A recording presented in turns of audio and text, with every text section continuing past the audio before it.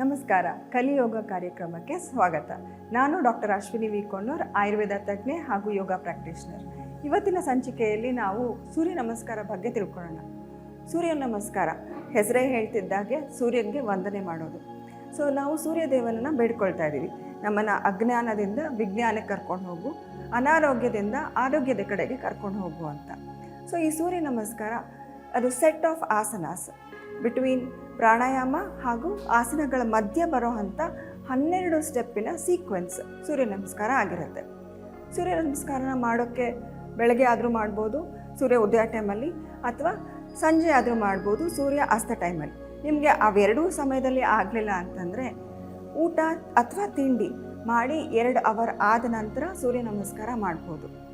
ಸೂರ್ಯ ನಮಸ್ಕಾರ ಫಾಸ್ಟಾಗಿ ಮಾಡ್ಬೋದು, ಅದು ಡೈನಮಿಕ್ ಸೂರ್ಯ ನಮಸ್ಕಾರ ಅಂತ ಕರೀತಾರೆ, ಅಥವಾ ಸ್ಲೋ ಆಗಿ ಮಾಡ್ಬೋದು, ಅದನ್ನು ಸ್ಲೋ ಸೂರ್ಯ ನಮಸ್ಕಾರ ಅಂತ ಕರೀತಾರೆ. ಸೊ ಸೂರ್ಯ ನಮಸ್ಕಾರ ಯಾರಿಗೆ ಒಳ್ಳೆಯದು? ಎಲ್ಲರೂ ಕೂಡ ಸೂರ್ಯ ನಮಸ್ಕಾರ ಮಾಡ್ಬೋದು. ಸೂರ್ಯ ನಮಸ್ಕಾರದಲ್ಲಿ ಬರುವಂಥ ಆಸನಗಳು ನಮ್ಮ ಬ್ಯಾಕ್ಗೆ ವರ್ಕ್ ಆಗುತ್ತೆ, ಹಾಗೆ ನಮ್ಮ ಡೈಜೆಷನ್ ಇಂಪ್ರೂವ್ ಮಾಡುತ್ತೆ, ನಮ್ಮ ಜಾಯಿಂಟ್ಸ್ ಹಾಗೂ ಮಸಲ್ಸನ್ನು ಟೋನ್ ಮಾಡುತ್ತೆ, ಜೊತೆಗೆ ನಮ್ಮ ಬಾಡಿಯನ್ನು ಟೋನ್ ಮಾಡಿ ಒಬೇಸಿಟಿಯನ್ನು ಕಮ್ಮಿ ಮಾಡುತ್ತೆ, ನಮ್ಮ ತೂಕವನ್ನು ಕಮ್ಮಿ ಮಾಡ್ಕೋಬೋದು. ಡಯಾಬಿಟೀಸ್ ಮತ್ತು ಆರ್ಥ್ರೈಟಿಸ್ ಎಲ್ಲ ಪ್ರಾಬ್ಲಮ್ಗಳಿಗೂ ಸೂರ್ಯ ನಮಸ್ಕಾರ ಒಳ್ಳೆಯದು. ಸೂರ್ಯ ನಮಸ್ಕಾರ ಯಾರು ಮಾಡಬಾರ್ದು?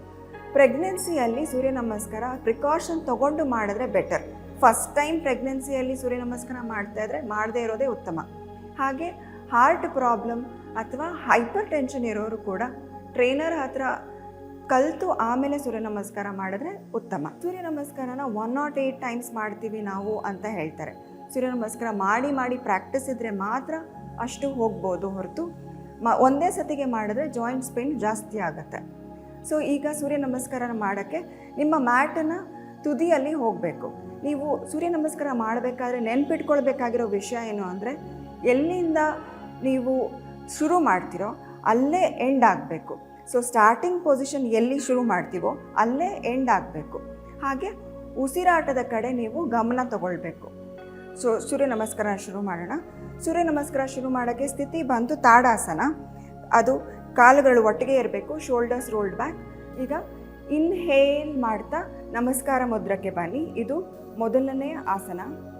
ಇನ್ಹೇಲ್ ಮಾಡ್ತಾ ಹಸ್ತ ಉತ್ಥಾನಾಸನ, ಸ್ಲೋ ಆಗಿ ಬೆಂಡ್ ಆಗಿ ಬಿಹೈಂಡ್. ಈ ಪೊಸಿಷನಲ್ಲಿ ನೀವು ಇರ್ಬೋದು, ಇಲ್ಲ ನೆಕ್ಸ್ಟ್ ಪೊಸಿಷನ್ಗೆ ನೀವು ಹೋಗ್ಬೋದು. ಇರೋದಿದ್ರೆ 10 ಕೌಂಟ್ಸಿಂದ 60 ಕೌಂಟ್ಸ್ವರೆಗೆ ಇರ್ಬೋದು. ಸೆಕೆಂಡ್ ಪಾದ ಹಸ್ತಾಸನ. ಎಕ್ಸೇಲ್ ಮಾಡ್ತಾ ಸ್ಲೋ ಆಗಿ ಲೋವರ್ ಬ್ಯಾಕಿಂದ ಬೆಂಡ್ ಮಾಡಿ ಸ್ಲೋ ಆಗಿ ಕೆಳಗಡೆ ಬನ್ನಿ. ನಿಮ್ಮ 2 ಕಾಲುಗಳ ಪಕ್ಕದಲ್ಲಿ ನಿಮ್ಮ ಕೈಗಳನ್ನ ಇಟ್ಟು ನಿಮ್ಮ ಹಣೆಯನ್ನು ಮಂಡಿ ಹತ್ರ ತೊಗೊಂಡು ಬನ್ನಿ. ಸ್ಲೋ ಆಗಿ ಇನ್ಹೇಲ್ ಮಾಡ್ತಾ ರೈಟ್ ಲೆಗ್ಗನ್ನು ಹಿಂದೆ ತೊಗೊಂಡು ಹೋಗಿ ಅಶ್ವ ಸಂಚಲನಾಸನ. ನಿಮ್ಮ ಬ್ಯಾಕ್ ಸ್ಟ್ರೈಟ್ ಇರಬೇಕು, ಶೋಲ್ಡರ್ಸ್ ರೋಲ್ಡ್ ಬ್ಯಾಕ್ ಇರಬೇಕು, ನಿಮ್ಮ 2 ಕೈಗಳು ಕಾಲುಗಳ ಪಕ್ಕ ಇರಬೇಕು. ಎಕ್ಸೇಲ್ ಮಾಡ್ತಾ ಚತುರಂಗ ದಂಡಾಸನ. ಎಡಗಾಲನ್ನು ಹಿಂದೆ ತೊಗೊಂಡು ಹೋಗಿ ಬಾಡಿ ಪ್ಲ್ಯಾಂಕ್ ಥರ ಇರಬೇಕು, ಇದು ಚತುರಂಗ ದಂಡಾಸನ. ಸ್ಲೋ ಆಗಿ ಇನ್ಹೇಲ್ ಮಾಡಿ ಮಂಡಿಯನ್ನು ಊರಿ, ಎಕ್ಸೇಲ್ ಮಾಡ್ತಾ ಬಾಡಿಯನ್ನು ಹಿಂದೆ ತೊಗೊಂಡು ಹೋಗಿ ಸ್ಲೋ ಆಗಿ ಹಣೆಯನ್ನು ಕೆಳಗಡೆ ಇಡಿ. ಶಶಂಕ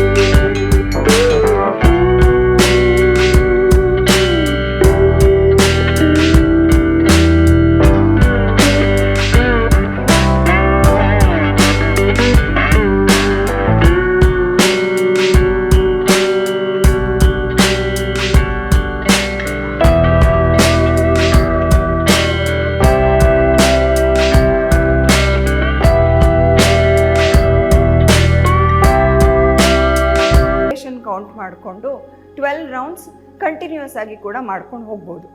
ನಾನು ಹೇಳ್ಕೊಡ್ಬೇಕಾದ್ರೆ ಇನ್ಹೇಲ್ ಮಾಡ್ತಾ ಹಸ್ತ ಉತ್ತಾನಾಸನ ಮಾಡಿ, ಎಕ್ಸೇಲ್ ಮಾಡಬೇಕಾದ್ರೆ ಮುಂದೆ ಬೆಂಡಾಗಿ ಪಾದ ಹಸ್ತಾಸನ ಮಾಡಿ ಅಂತ ಹೇಳಿದೆ. ಸೊ ಇನ್ಹಲೇಷನ್ ಎಕ್ಸಲೇಷನ್ ಬಗ್ಗೆ ಕಾನ್ಸಂಟ್ರೇಷನ್ ಇಟ್ಟು ಸೂರ್ಯ ನಮಸ್ಕಾರ ಮಾಡಿದ್ರೆ ತುಂಬ ಉಪಯೋಗ ಆಗುತ್ತೆ. ಹಾಗೆ ಇನ್ಹಲೇಷನ್ ಎಕ್ಸಲೇಷನ್ ಮಾಡಲಿಲ್ಲ ನೀವು ಕರೆಕ್ಟಾಗಿ ಅಂತಂದರೆ ಅನಾನುಕೂಲ ಆಗುತ್ತೆ. ಹೇಗೆ ಅಂತಂದರೆ ನಮ್ಮ ಬಾಡಿ ಹಿಂದೆ ಮುಂದೆ ಹೋಗಬೇಕಾದ್ರೆ ಮಸಲ್ ಕ್ಯಾಚ್ ಆಗೋ ಸಾಧ್ಯತೆಗಳಿರುತ್ತೆ, ಬ್ಯಾಕ್ ಕ್ಯಾಚ್ ಆಗೋ ಸಾಧ್ಯತೆಗಳಿರುತ್ತೆ. ಸೊ ನೀವು ಸ್ಲೋ ಆಗಿ ಮಾಡ್ಬೋದು with holding Surya Namaskar and normal breathing, ಅಥವಾ ಡೈನಮಿಕ್ ಆಗಿ ಮಾಡ್ಬೋದು with continuous inhalation and exhalation. So Surya ನಮಸ್ಕಾರನ ನಾವು ಓಪನ್ ಸ್ಪೇಸ್ ಸೂರ್ಯನ ಕೆಳಗಡೆ ಮಾಡಿದ್ರೆ ನಮಗೆ ವಿಟಮಿನ್ ಡಿ ಹೆಚ್ಚಾಗಿ ಸಿಗತ್ತೆ. ಸೊ ವಿಟಮಿನ್ ಡಿ ಹೆಚ್ಚಾಗಿ ಸಿಕ್ಕಾಗ ನಮಗೆ ಆಲಸ್ಯತನ ಅಥವಾ ಬೋನಲ್ಲಿ ಬರುವಂಥ ಕ್ಯಾಲ್ಶಿಯಂ ತೊಂದರೆ ಅಥವಾ ಜಾಯಿಂಟ್ ವೀಕ್ನೆಸ್ ಇವೆಲ್ಲ ಕೂಡ ಕಮ್ಮಿ ಆಗುತ್ತೆ. ಥೈ ಮಸಲ್ಸು, ಬಾಡಿ ಮಸಲ್ಸ್ ಎಲ್ಲ ಟೋನ್ ಅಪ್ ಆಗುತ್ತೆ. ಸೊ ಸೂರ್ಯ ನಮಸ್ಕಾರ ಮಾಡೋದ್ರಿಂದ ಒಬೇಸಿಟಿ ಕಮ್ಮಿ ಆಗುತ್ತೆ. ಹಾಗೆ ಡೈಜೆಷನ್ ಹೆಚ್ಚಾಗಿ ಡಯಾಬಿಟೀಸ್ ಇದನ್ನೆಲ್ಲ ನಾವು ದೂರ ತಳ್ಬೋದು. ಸೊ ಸೂರ್ಯ ನಮಸ್ಕಾರ ಆವಾಗಲೇ ಹೇಳ್ದಂಗೆ ಪ್ರೆಗ್ನೆನ್ಸಿಯಲ್ಲಿ ಮಾಡೋದು ಅವಾಯ್ಡ್ ಮಾಡಬೇಕು. ಹಾಗೆ ಕಾರ್ಡಿಯಾಕ್ ಪ್ರಾಬ್ಲಮ್ ಇರೋರು ಅಥವಾ ಹೈಪರ್ ಟೆನ್ಷನ್ ಇರೋರು ಕೂಡ ಸೂರ್ಯ ನಮಸ್ಕಾರನ ಮಿತವಾಗಿ ಮಾಡಿದ್ರೆ ಒಳ್ಳೆಯದು. ಯಾಕಂದರೆ ಸೂರ್ಯ ನಮಸ್ಕಾರ ಮಾಡಬೇಕಾದ್ರೆ ಫಾರ್ವರ್ಡ್ ಬೆಂಡಿಂಗ್ ಜಾಸ್ತಿ ಇರುತ್ತೆ. ಸೊ ಫಾರ್ವರ್ಡ್ ಬೆಂಡಿಂಗ್ ಮಾಡಿದಾಗ ಮೆದುಳಿಗೆ ರಕ್ತ ಸಂಚಾರ ಜಾಸ್ತಿ ಆಗೋದ್ರಿಂದ ಹೈಪರ್ ಟೆನ್ಷನ್ ಅಥವಾ ರಕ್ತ ಹೆಚ್ಚಾಗಿ ಹೋಗೋದ್ರಿಂದ ಅದು ಅವರಿಗೆ ಪ್ರಾಬ್ಲಮ್ ಆಗಬಹುದು. ಸೊ ಮಾಡಲೇಬಾರ್ದು ಅಂತ ಅಲ್ಲ, ಪ್ರಿಕಾಷನ್ ತೊಗೊಂಡು ಮಾಡಿದ್ರೆ ಒಳ್ಳೆಯದು. ಹಾಗೆ ನೆಕ್ ಪ್ರಾಬ್ಲಮ್ ಅಥವಾ ಬ್ಯಾಕ್ ಪ್ರಾಬ್ಲಮ್ ಇರೋರು ಕೂಡ ಸ್ವಲ್ಪ ಮಿತವಾಗಿ ಸೂರ್ಯ ನಮಸ್ಕಾರ ಮಾಡಿದ್ರೆ ಒಳ್ಳೆಯದಾಗತ್ತೆ. ಸೊ ಸ್ಲೋ ಆಗಿ ಸೂಕ್ಷ್ಮ ವ್ಯಾಯಾಮ ಮಾಡಿ ಆಮೇಲೆ ಸೂರ್ಯ ನಮಸ್ಕಾರ ಮಾಡಿದ್ರೆ ಅದು ಹೆಲ್ಪ್ ಆಗುತ್ತೆ. ಹಾಗೆ ಸೂರ್ಯ ನಮಸ್ಕಾರ ಇಂದ ಲೈಕ್ ನಾವು 108 ಟೈಮ್ಸ್ ಮಾಡೋ ಬದಲು ಮಿತವಾಗಿ ಮಾಡಿದ್ರೆ ಸ್ಲೋ ಆಗಿ ಬಾಡಿ ಸ್ವೆಟ್ಟಿಂಗ್ ಆಗಿ ಬಾಡಿ ಟೋನ್ ಆಗೋದು ಈಸಿ ಆಗುತ್ತೆ. ಎಲ್ಲರಿಗೂ ಫಾಸ್ಟಾಗಿ ಮಾಡೋದು ಒಳ್ಳೆಯದಲ್ಲ. ಲೈಕ್ ವಾತ ಪ್ರಕೃತಿ ಅಥವಾ ಪಿತ್ತ ಪ್ರಕೃತಿ ಇರೋವಂಥ ಅವರು ಫಾಸ್ಟಾಗಿ ಸೂರ್ಯ ನಮಸ್ಕಾರ ಮಾಡಿದ್ರೆ ಅವರಿಗೆ ಅದರಿಂದ ಆ್ಯಸಿಡಿಟಿ ಜಾಸ್ತಿ ಆಗುತ್ತೆ. ಹಾಗೆ ಹೈಪರ್ ಟೆನ್ಷನ್ ಬರೋ ಅಂಥ ಚಾನ್ಸಸ್ ಇರುತ್ತೆ. ಹಾಗೆ ಗ್ಯಾಸ್ಟ್ರೈಟಿಸು ಕೂಡ ಜಾಸ್ತಿ ಆಗುತ್ತೆ, ಜಾಯಿಂಟ್ ಪೇಯ್ನ್ಗಳು ಜಾಸ್ತಿ ಆಗುತ್ತೆ. ಎಲ್ಲರಿಗೂ ಸೂರ್ಯ ನಮಸ್ಕಾರ ಸ್ಲೋ ಆ್ಯಂಡ್ ನಾರ್ಮಲ್ ಬ್ರೀತಿಂಗಲ್ಲಿ ಸೂರ್ಯ ನಮಸ್ಕಾರ ಮಾಡಿದಾಗ ಅವರಿಗೆ ಉಪಯೋಗಗಳು ಹೆಚ್ಚಾಗತ್ತೆ. ಹೀಗೆ ಸೂರ್ಯ ನಮಸ್ಕಾರದಿಂದ ಉಪಯೋಗಗಳು ಎಷ್ಟೋ, ಅನಾನುಕೂಲ ಅದು ಸರಿ ಮಾಡದೆ ಹೋದರೆ ಅನಾನುಕೂಲಗಳು ಅಷ್ಟೇ ಇರುತ್ತೆ. ಸೊ ಸರಿಯಾಗಿ ಉಸಿರಾಟಗಳ ಕಡೆ ಗಮನ ಇಟ್ಟುಕೊಂಡು ಆಸನಗಳನ್ನ ಚೆನ್ನಾಗಿ ಮಾಡಿದ್ರೆ ನಿಮಗೆ ಬೆನಿಫಿಟ್ ಹೆಚ್ಚಾಗಿ ಸಿಗತ್ತೆ. ಸೊ ಸೂರ್ಯ ವಿಟಮಿನ್ ಡಿಯಲ್ಲಿ ಹೆಚ್ಚಿರುತ್ತೆ.